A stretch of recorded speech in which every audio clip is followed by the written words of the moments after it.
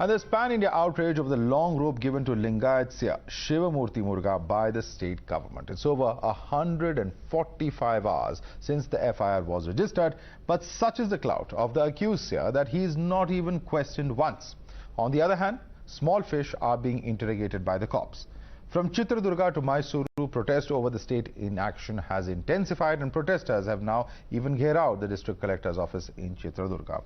The state that hasn't arrested the accused yet has now issued a lookout circular against the Seer. A Karnataka court will also be hearing the pre-arrest bail plea of the influential Seer tomorrow.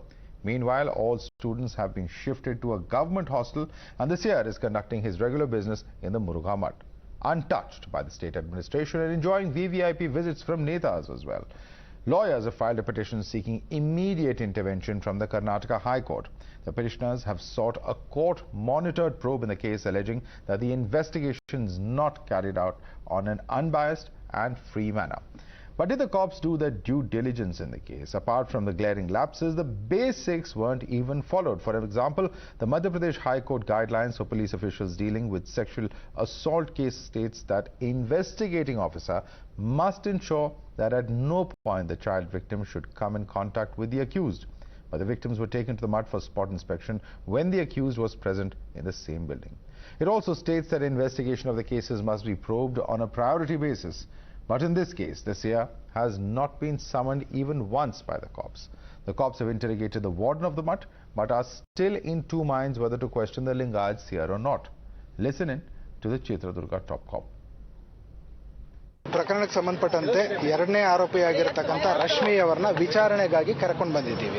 ವಿಚಾರಣೆ ಮಾಡ್ತಾ ಇದ್ದೀವಿ. Sir, ಶ್ರೀಗಳ ವಿಚಾರ sir, ಇವತ್ತೇನೋ ಶ್ರೀಗಳ ವಿಚಾರಣೆ ಮಾಡ್ತೀರಾ? ಇಲ್ಲ, ಆ ತರ ಅಲ್ಲ, ಈಗ ವಿಚಾರಣೆ ಮಾಡ್ತಾ ಇದ್ದೀವಿ. ಅಗತ್ಯ ಬಿದ್ದರೆ ಅವರನ್ನು ಕೂಡ ವಿಚಾರಣೆ ಮಾಡ್ತೀವಿ. ಏನ್ ಹೇಳ್ತಿದ್ದಾರೆ ಸರ್ ರಶ್ಮಿ ಅವರು ವಿಚಾರಕ್ಕೆ ಸಂಬಂಧಪಟ್ಟಂತೆ? ಏನಾದರೂ ಪ್ರೈಮರಿ ಇನ್ವೆಸ್ಟಿಗೇಷನ್ ಅಲ್ಲಿ ಅದನ್ನ ಡಿಸ್ಕ್ಲೋಸ್ ಮಾಡೋದಕ್ಕಾಗಲ್ಲ, ವಿಚಾರಣೆ ಮಾಡ್ತಾ ಇದ್ದೀವಿ. ಉಳಿದಂತ ಆರೋಪಿಗಳನ್ನ ಈಗ ಒಬ್ಬೊಬ್ಬರನ್ನ ವಿಚಾರಣೆ ಮಾಡ್ತಾ ಇದ್ದೀವಿ, ಸಾಕ್ಷ್ಯಗಳನ್ನ ಕಲೆ ಹಾಕ್ತಾ ಇದ್ದೀವಿ. ಅದರ ಆಧಾರದ ಮೇಲೆ ಉಳಿದಂತ ಆರೋಪಿಗಳನ್ನು ಕೂಡ ವಿಚಾರಣೆ ಮಾಡ್ತೀವಿ.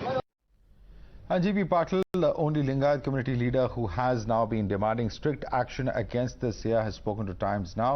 We've also seen that S.K. Basavaraj, the former administrator of Karnataka's Muruga Mutt, who helped the victims register complaints, has been accused by the warden of sexually harassing her and the children. But former JDS MLA says that it's a ploy to target him and that the Seer must be treated like every other accused. Listen in. One thing I would like to mention here that we all expect Seer to come out grassroots. That is one thing. But at the same time, justice should be given to the victim. Somebody is alleging that I have been harassed, I have been raped, then one has to investigate that, no? That's more important. Whether he is a Swamiji or MLA or anything, our laws doesn't make any difference between the MLA as well as Swamiji or the victim, ordinary person. So law should take its own course, and the Swamiji should step down and pay way for the normal inquiry, and he can come back. Suppose we all pray that he should come back and take the mutt again. But today, Lingayat Dharma is not a dharma of Maudya. We are not depending on anything. We are truth seekers. In 12th century, Basavarna seek the truth. That is how we have been Anticipatory. No, anticipatory. It's a wrong concept. See, morning I have filed a regular bail. It's not anticipatory. When actually the anticipatory bail will come? Only when the sections are non-bailable in nature. All these sections are bailable in nature. Therefore, we filed, our associates, we have filed only the bailable, since they are bailable in nature, we have filed our regular application, bail application. What do you make of, the Seer coming out and saying it's a conspiracy? There are several fingers being pointed at, your client in this particular case. Sir, it's, if you go by the sections, those sections are not up to the mark. Like prosecution, probably they must be under the impression that these sections will definitely put Mr. Basavarajan behind bar. No such things. All those. What is his involvement in this case? Nothing. Fed up. I am surprised about the statement of Mr. Aragagnanendra, who is a home minister. Can you accept his statement saying that the Swamiji is an innocent man? Obviously, the police, what will they do? Their hands are tied now.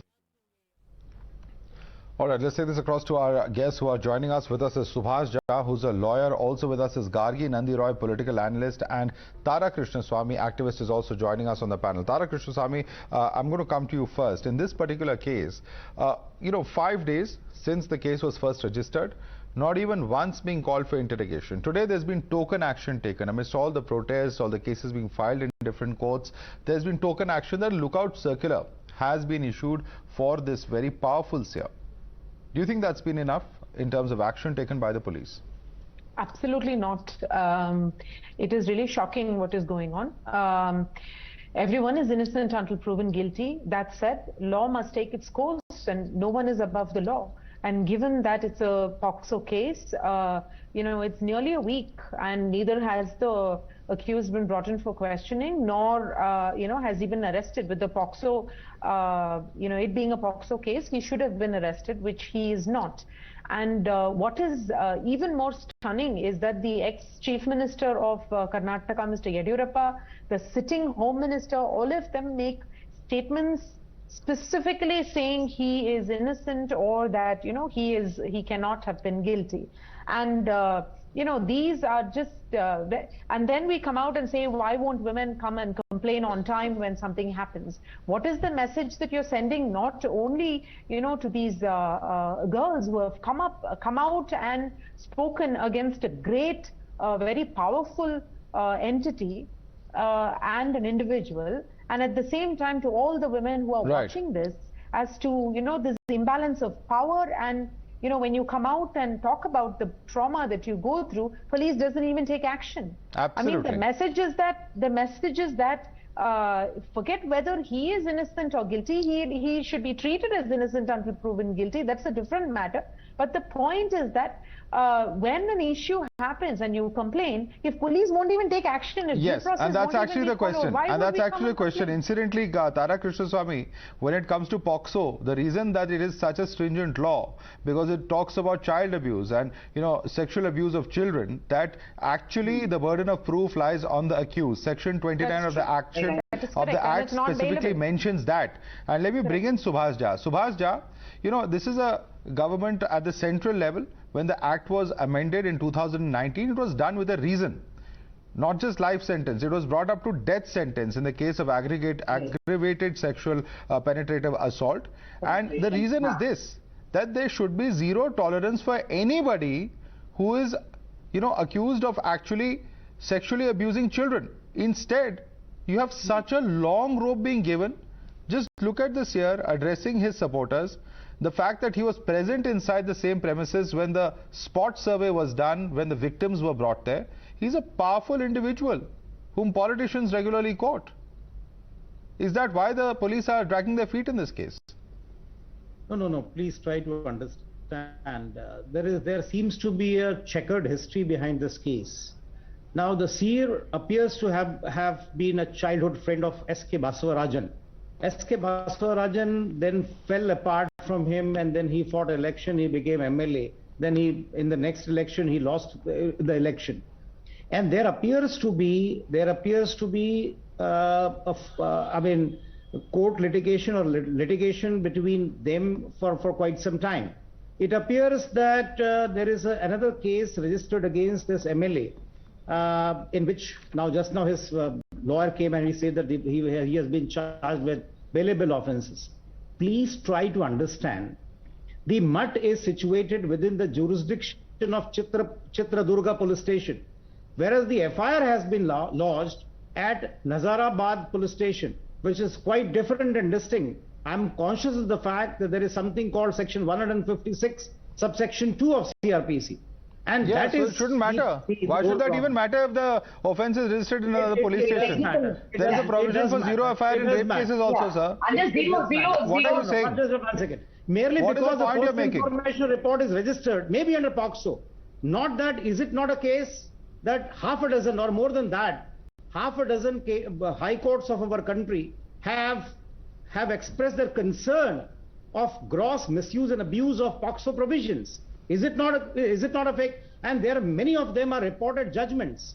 So therefore, let us not the problem, Mr. Subhash Jha, with this argument, and I'll tell you what the problem is. one second, Mr. Subhash Jha, I've heard this argument now for a few days. And you know what the problem with this argument? The problem with this argument is that without an iota of proof that there is anything false about this case, this argument is being bandied out about some differences between the mutt. Frankly, the citizens and public couldn't care less about the differences within the mutt. They only want to see justice being done. And by making this argument, you are also actually saying that those two minor victims are lying. Is that your argument? That they are being less than truthful when they come out and complain at great risk of their own personal reputation, physical well-being, mental well-being? Is that what you're saying, Mr. Jha, on national television? As a practicing lawyer, I may tell you, this is not for the first time. I have come across more than a dozen of cases like this, where who prepares? Now, have you seen that the girls have themselves said so? Now, Sir, do you think that the police is taking all this action without any complaint? At the moment, we are going by... What are you saying, Mr. Jha? There is a police complaint, there is an investigation going on, and you're saying, do you know if the girls have complained or not? No. I mean, you may be a seasoned lawyer, but your arguments just don't make sense. Is it not, tell me one thing, please try to understand, is it not a case that such cases are registered or lodged at different police stations? And the high courts of the country have expressed their concern with regard to gross misuse and abuse of the POCSO provisions. Sir, I for one am not, the courts may have expressed their concern about the misuse in specific cases and specific circumstances. Unfortunately, in this particular case, I don't know if it can be compared, and I want to bring in Gargi Nandi Roy. Gargi Nandi Roy, you know, why is there a concern if there is a complaint filed in another police station which is outside the jurisdiction control for such stringent laws and provisions that exist? This is hardly an issue. Right. Yeah, it is a technical issue, and there is a provision. There is a provision under zero FIR. Mr. Jha, zero FIR. Any jurisdiction you can file in an FIR. That is there, isn't it? That zero, yeah. So yeah. So zero FIR is there. Jurisdiction doesn't matter. If an ordinary person, a common person, is accused of POCSO, the police arrest him immediately. So it should not be different if he's an influential person. If he's an influential person, and Madhav, I was seeing the NCRB data. Do you know that the latest data shows that there is a 16.2% increase in crime against children in 2020-21? And Mr. Jha, South India, Karnataka has the largest number of cases of crime against children, 7,261. I'm giving you data. So isn't it our responsibility as a nation to protect our children? So, okay, he may be innocent, there can be a conspiracy, but as a spiritual guru, he should volunteer, he should come clear. The problem is, Madhav, both the left and right, this year he has been good with both left and right spectrum. And Basavaraj Bommai is playing very safe. He should not. The BJP government, if it wants to prove that it is a party with difference and it believes in Beti Bachao, Beti Padhao, BJP must rise above any vote bank politics. Whatever the vote bank of the Lingayat may be, they must stand with the children. Because the political parties, even the Congress is silent because of this Lingayat roadster. All parties should come and rise above vote bank politics. And there is a deafening silence of the left liberals. Madhav, if you know that there is a Basava Puraskar constituted by this same year in 1997, which was conferred mainly to left liberals, Shabana Azmi, Medha Patkar, Swami Agnivesh. So you see there's a deafening silence from the left brigade. It's not about left or right at all. Gargi Nandi Roy, there should not be left and right. We know that leaders of all political parties have gone there. They have paid their obeisance. They have taken Diksha, so on and so forth. And that is a matter of public record and not just state leaders. The highest levels of national politics leaders have gone there and visited this particular mutt. And obviously it is all in a run-up to an election year, less than 10 months to go for elections in Karnataka. All politicians want to ensure that they don't upset any of their vote banks. And this is a very powerful mutt in that sense, which is considered to be the most important as far as the Veerashaiva sector is concerned. But Gargi, one second. Gargi, exactly my point. Let me take that question to Mr. Jha. Mr. Jha, you know, your technical legal arguments are all fine. But what about the principle of it? I'm sure as a lawyer, you know, when it comes to leaders at the central level, at the political level, you know, there is a saying that Caesar's wife must be above suspicion. Why do we have such sayings? Because those who are in powerful positions, whether they are in political or whether they are in the religious sphere, really does not matter. We have members of the Lingayat community today coming out and saying that we believe he is innocent, But given the seriousness of the charges, why doesn't he step down, submit himself to the investigation? If he's cleared, he can come back. What's the problem there? Yeah, please try to understand. I'm not averse to the idea of he being not interrogated or he being not being investigated. Absolutely not. So why don't you call out the police for not doing that? You are not averse, but the Karnataka police is averse, sir. That is the problem. I'm sorry for interrupting you, but that is unfortunately the problem that stares us in the eye. No. Please try to understand. I am averse to the idea of a person being arrested or apprehended the moment a first information report is registered. Maybe under POCSO, so what? See, these cases are very easy to get registered. Please try to understand. So we have to go by what the Supreme Court had said in 1994. Mr. Jha, if I am for the sake of argument to accept what you are saying, sir, if I am for the sake, just 1 second, if I am for the sake of argument to accept what you are saying, do you find it at least highly unusual that after 5.5 days, they have not even questioned the prime accused in a case of POCSO? Right. At least that is unusual according to you? I wouldn't know why he was not interrogated or investigated for 5 days. He should have been, according to you? But nevertheless... No, he should have been, yes or no? In your wide experience as a lawyer, do you think he should have been interrogated by now or not?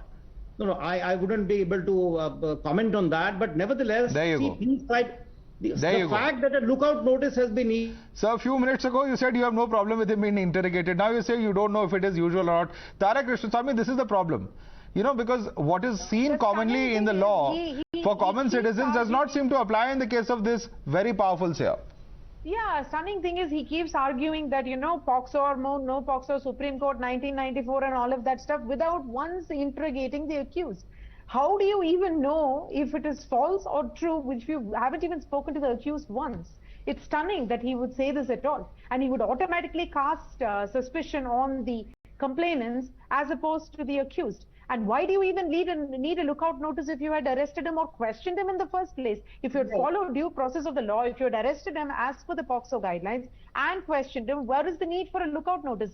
He was right there addressing people. And why lookout? He's there. Lookout is when the person is absconding, Tara. When the person is not absconding, he's there, he's seen. So why do I lookout notice? This is beyond my understanding. Yeah, he's there. Because there were reports. There were reports that he was apparently apprehended when he was moving towards Haveri, towards the Maharashtra border. That is an allegation that was in fact made. There were reports suggesting that as well. But you know, the point that I'm making over here, Tara Krishnaswamy and Gargi Nandi Roy and Mr. Jha is back with us as well. At the end of the day, all of this is token action. The investigation itself has not moved forward with an interrogation of the prime accused, and that is what is absolutely mind-boggling. Yeah, the assumption that, you know, when it is a gender-based crime, that is far less important than a specific caste or a religious issue is stunning, right? That the crime is less important. The fact that these are minors is less important. The fact that, you know, it's a crime against women and children is less important. But what is important is the caste and community that the, you know, the individual and the issue is positioned in. It's always positioned in a way that it benefits the patriarchal system, as opposed to the fact that it's children complaining, that it's young girls complaining, that it's a crime against women and children. None of that seems to be the issue. The worry for the politicians and the worry for the police seems to be not to follow due process, not to take action because they might offend a caste or community. How about offending the gender?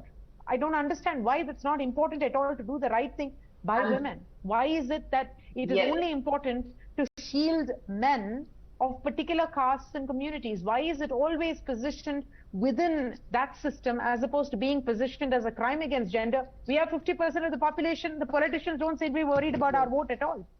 Well, Mr. Jha, quick response to that. No worries about the fact that it is a crime against women, against children, against those who are minors, against those who come from economically weaker sections. The only concern at the end of the day, and repeatedly the examples of this in Indian politics, is the caste and the community to which the individual belongs to.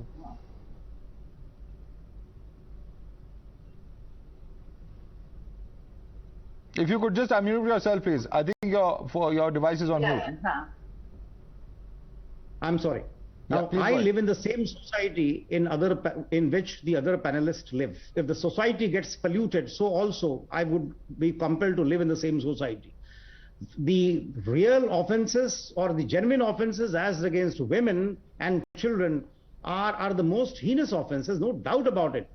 But my only worry is, as a lawyer, I see day in and day out false implication of people, innocent people, in rape cases, in POCSO How do you know if offences. it is false without questioning the accused? False, yeah. On what basis? But Shubhaji, character assassination of women also happens. That is also one of the problems. We need to. Don't you have to listen to both we sides need to to deliberate decide on this.